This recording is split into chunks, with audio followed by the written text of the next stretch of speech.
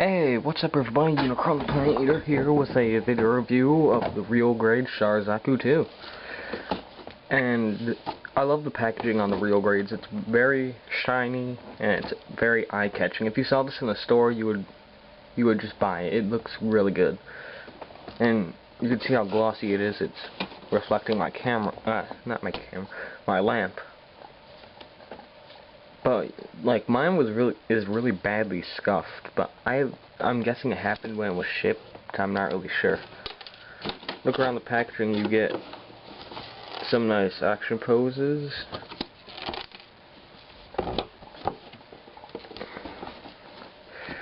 On the other side you have a picture of the inner frame, some just some stuff about, like, special stuff about it, and a completely unpainted kit. Yeah, you know why. Anyways, here's the kit itself when you finish building it. I've applied some of the decos, I haven't applied all of them. In this part, I'm going to just be doing the articulation and going over its weapons and accessories. In the next part, I'm going to be going over its inner frame. Okay, so I'm going to start off with articulation. One of my favorite gimmicks of this guy is... Yeah, you can't see it, hang on. If you look at the eye, you can see when you turn the head, the eye moves with it.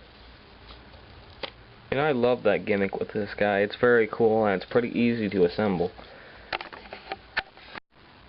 Okay, with the rest of our articulation, the arms can fully rotate, go out about this far if you lift up the shoulder armor, and the elbows can bend it can almost touch your shoulder, but the armor restricts it a bit. The waist is on a ball joint, so it can rock back and forth and go forward and back and rotate a bit. Legs, if you move the side skirts out of the way, can go up that far. You can bend at the knee at 2 joints, and you can see a sliding armor panel right there.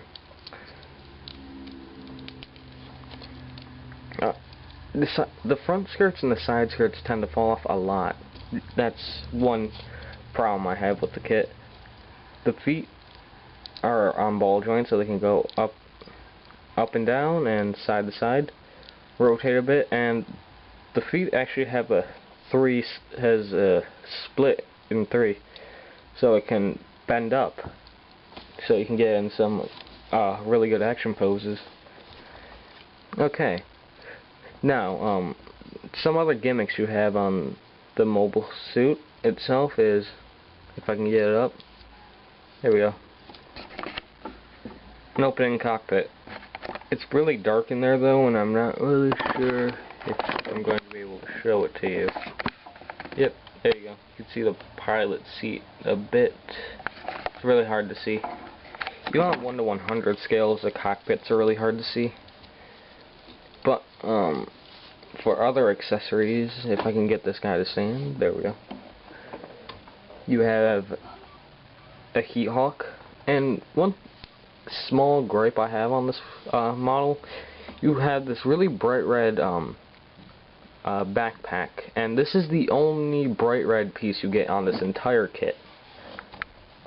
Why couldn't they give you a purple heat hawk? I guess I'm just nitpicking a bit, but really, why couldn't you give him a purple heat hawk?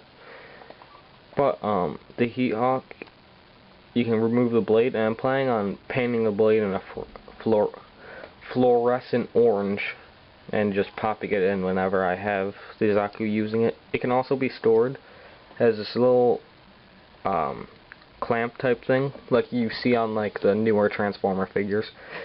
And one of the problems I have with this model kit is the cockpit comes up whenever. You just fling it back a bit and the cockpit opens.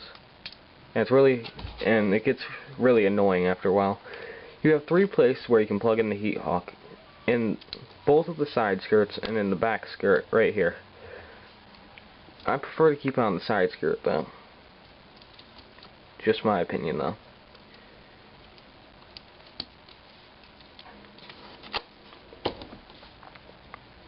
You can also hold the Heat Hawk, but it's kind of hard, and you have to use his real grade hands, which they're like Master Grade 2.0 hands, or like Unicron's hand, except no, these are just like what it was at Masterpiece Starscream's hands, where it's the 3 fingers on a ball joint and the trigger finger is on a single ball joint, except and it has a joint in the knuckles, so knuckles can bend.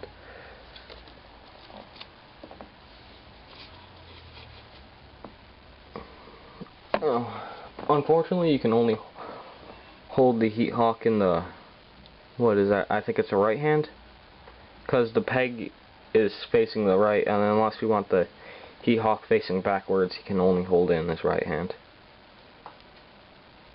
And just with the peg, he can hold it pretty good. And switching out the hands is fairly easy.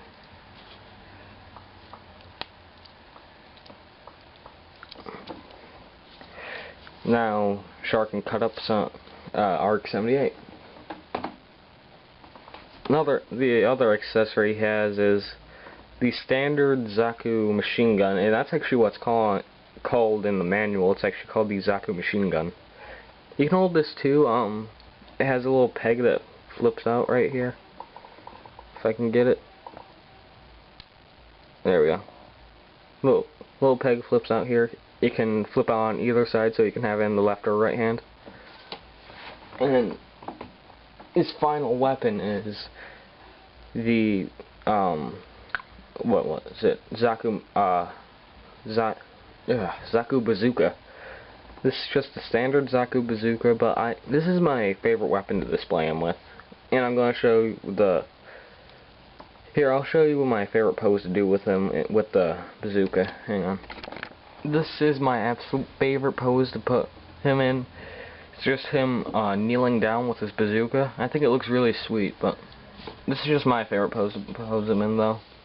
It's been staying on my shelf since last night like this. One thing I forgot to mention is that the ammo clip from the machine gun can be put onto a side skirt. Now, for some comparisons, who else to compare it to than the real grade RX-78?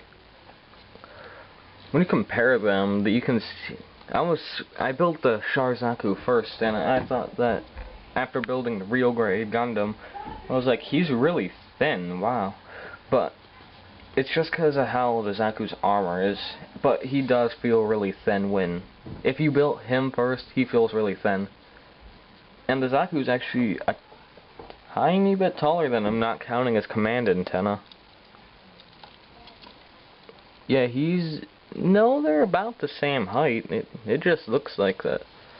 Oop, really? Really? It's a problem I have with him is that the pegs in his legs don't want to stay. But that pretty much wraps up part 1, and stay tuned for part 2 where I'm going to go over his inner frame. One thing I forgot to mention is that he comes with a very, very small figure of Char.